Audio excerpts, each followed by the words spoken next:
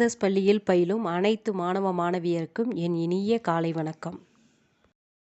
பகுதி மயங்கொலிகள் என்ற பகுதி தான் பார்க்க போறோம். மயங்கொலிகள்னா என்ன? எழுத்துக்கள் உச்சரிப்புகள் ஒரே மாதிரி இருக்கின்ற அந்த ஒலிகளைத்தான் மயங்கொலிகள்னு சொல்லுவோம். பொதுவாகவே நம்ம எழுதும் பொழுது லகர லகர, ரகர ரகர, நகர நகர பிழைகள் நாம அதிகமாக செய்வோம். ஸோ அதைத்தான் நம்ம மயங்கொலிகள்னு சொல்வோம். ஸோ அதனுடைய ஒலிப்பு முறையையும் அவை பெறுகின்ற இடத்தையும் தெரிந்து கொண்டோம்னா நம்ம இந்த பிழைகளை நம்மளால தவிர்க்க முடியும். ஸோ இப்போ மயங்கொலி பிழைகளுடைய ஒலிப்பு முறையை பற்றி இப்போ தெரிஞ்சுக்கலாம். மயங்கொலிகள்னா என்ன? உச்சரிப்பில் சிறிதளவு வேறுபாடு உள்ள ஒலிகள் மயங்கொலிகள். ஸோ நம்ம உச்சரிக்கும் பொழுது பெரிய வேறுபாடு இல்லாமல், பெரிதளவில் வேறுபாடு இல்லாமல் சிறு வேறுபாடுகள் இருக்கிறதுனால தான் அவற்றை மயங்கொலிகள்னு சொல்கிறோம். அதில் பிழைகளும் ஏற்படுது. சரியா? ஸோ அதனால அந்த பிழைகளை களையணும்னா நம்ம மயங்கொலிகளை உச்சரிக்கின்ற முறையை சரியாக அறிஞ்சுக்கணும். இப்போ மயங்கொலிகள் மொத்தம் 8 இருக்கு. நகர வரிசையில் 3, லகர வரிசையில் 3, ரகர வரிசையில் 2. சரியா? நகர வரிசையில் 3, லகர வரிசையில் 3, ரகர வரிசையில் 2, மொத்தம் 8 எழுத்துக்களை மயங்கொலிகள்னு சொல்லுவோம். முதல்ல நகர ஒலி பிறக்கின்ற இடம். ஸோ இந்த பிக்சர் பார்த்தீங்கன்னா தெரியும். ஸோ எழுத்து பிறப்பதற்கு நாக்கு, பல், அன்னம் போன்ற உறுப்புகளானது தேவைப்படும். ஸோ இப்போ இதில் பார்த்தீங்கன்னா நாவின் அப்படின்னா நாக்குன்னு அர்த்தம். ஸோ நாவின் நுனி, நாவினுடைய நுனிப்பகுதி. அன்னம் என்பது வாயினுடைய மேல் பகுதியும் கீழ்ப்பகுதியும் அன்னம்னு சொல்வோம். அந்த அன்னத்திலையும் முன், இடை, பின் என 3 பிரிவு இருக்கு. சரியா? ஸோ அப்போ நாவின் நுனி மேல் அன்னத்தின், ஸோ நம்முடைய நாவினுடைய மேல் பகுதி, அதனுடைய நடுப்பகுதி, ஸோ மேலே நடுப்பகுதின்னு அர்த்தம். ஸோ நம்ம நாவினுடைய நாக்கு, நாக்கினுடைய நுனி மேல் அன்னத்தினுடைய நடுப்பகுதியை தொடுவதால் ந பிறக்கிறது. கவனிங்க, ந பிறக்கிறது. அடுத்தது நகர ஒலிகளின் பிறப்பு. அதே நாவினுடைய நுனிப்பகுதி அன்னத்தின் முன்பகுதியை தொடுவதால் நகரம் பிறக்கிறது. ந. ஸோ நாவின் நுனி மேல் அன்னத்தின் முன்பகுதியை தொடுவதால் நகரம் பிறக்கிறது. ந. ஸோ ரெண்டுத்துக்கு வித்தியாசம் இருக்கு இல்லையா? அடுத்தது தன்னகரம் சொல்லுவோம். இது பார்த்தீங்கன்னா நாவின் நுனி மேல்வாய் பல்லினுடைய அடிப்பகுதி. ஸோ மேல்வாயினுடைய, ஸோ பல் மேலேயும் இருக்கும் கீழே இருக்கும், மேல்வாய் பல்லினுடைய அடிப்பகுதியை தொடுவதால் நகரம் பிறக்கிறது. நகரம். சரியா? அடுத்து இணை எழுத்துக்கள். இப்போ பார்த்தீங்கன்னா இது டகரத்தை அடுத்து வர்ற நகரம் என்பதனால இதை தன்னகரம்னு சொல்வோம். சரியா? நகரத்தை அடுத்து வரும் தகரம். இப்போ டாவும் நாவும் இணை எழுத்து. அதே மாதிரி பார்த்தீங்கன்னா நாவும் ராவும் இணை எழுத்து. ரா நா ஒன்னா வரும். அதே மாதிரி தா நா ஒன்னா வரும். இது நா தான், ரா கிடையாது. இங்க தா நா ஒன்னா வரும். அப்போ தகரத்தை அடுத்து வரும் நகரம். ஸோ இந்த 3 சுழினான்னு நம்ம சொல்லுவோம் இல்லையா? தகரத்தை அடுத்து வரும் நகரம்ன்றனால இது தன்னகரம். இது ரகரம். இது என்ன ரகரம்? வல்லின ரகரம். ஸோ இந்த வல்லின ரகரத்தை அடுத்து வருகின்ற இந்த நகரம் ரன்னகரம். ராக்கு அடுத்து வர்ற, புரியுற மாதிரி சொல்லலாம்.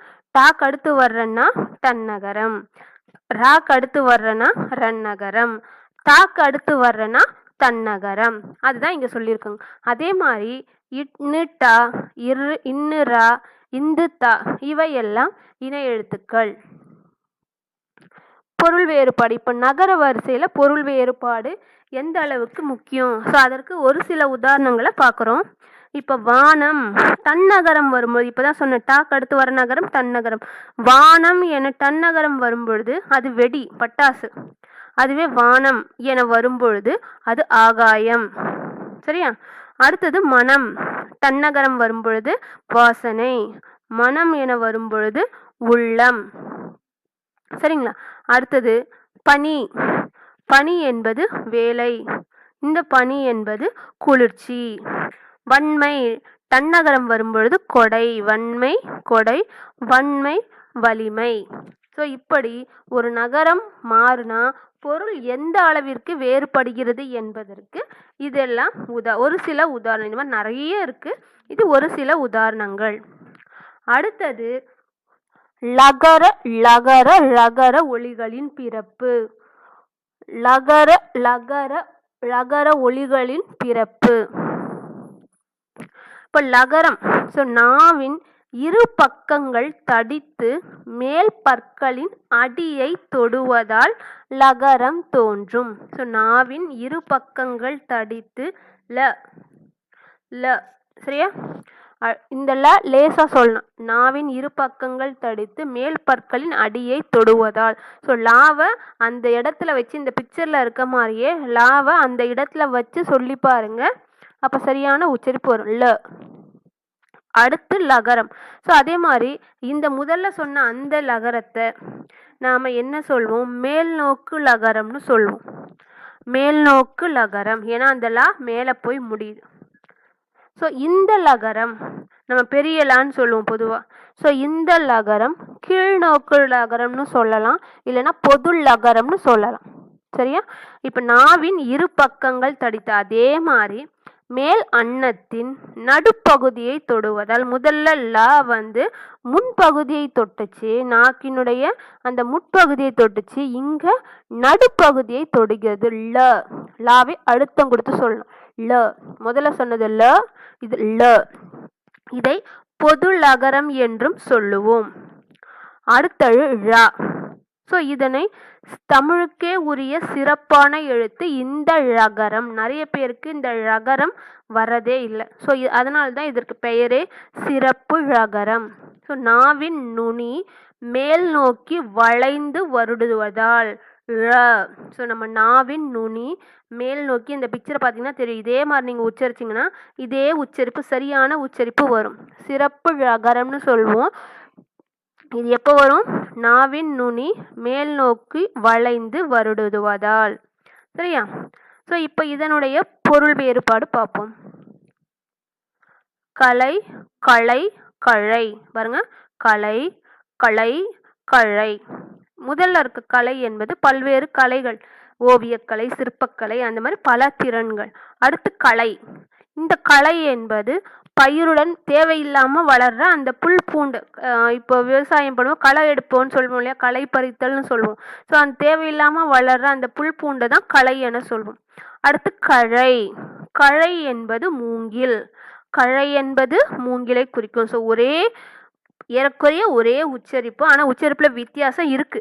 ஆனால் பொதுவாக கேட்கும் பொழுது ஏறக்குறைய ஒரே உச்சரிப்பாக தோன்றினாலும் பொருளில் வேறுபாடு உண்டு.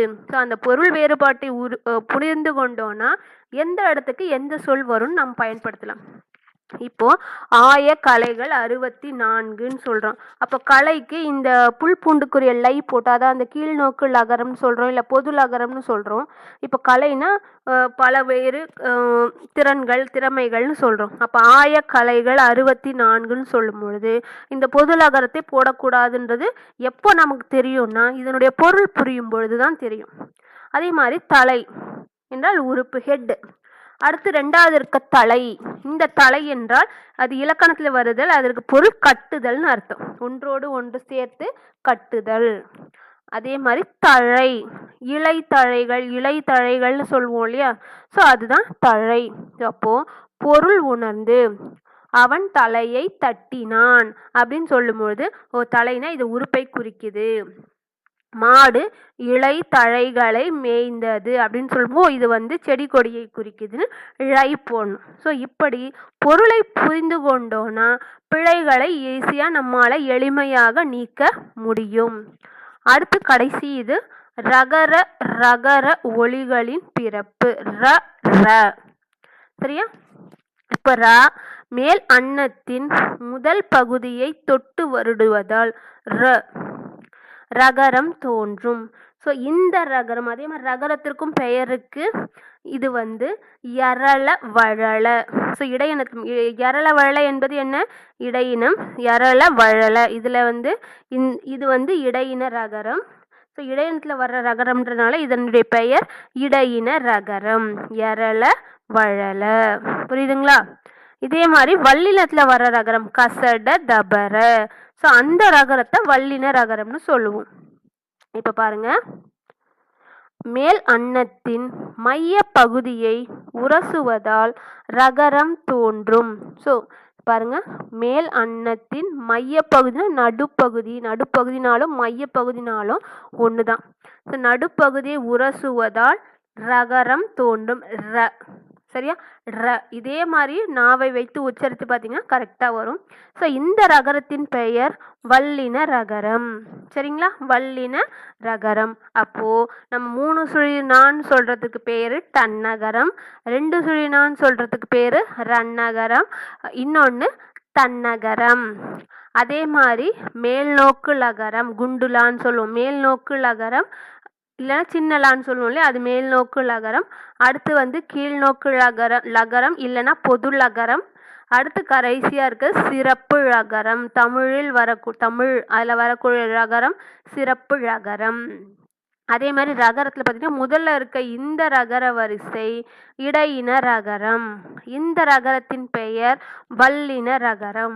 அட்லீஸ்ட் இதனுடைய பெயர்களை நாம் சரியாக தெரிஞ்சுக்கிட்டோன்னா அதற்கப்புறம் அதை பயன்பாட்டில் கொண்டு வந்தீங்கன்னா நம்ம 2 சுழினா 3 சுழினான்னு நிச்சயமாக சொல்ல மாட்டோம்.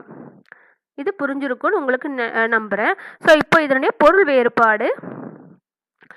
ஏரி, மரத்தின் மீது ஏறினான். சரியா? அப்போ ஏறுதல் என்ற செயலை குறிக்கும் பொழுது என்ன ரகரம் வருது? வல்லின ரகரம் வருது. அடுத்து ஏரி, நீர்நிலை.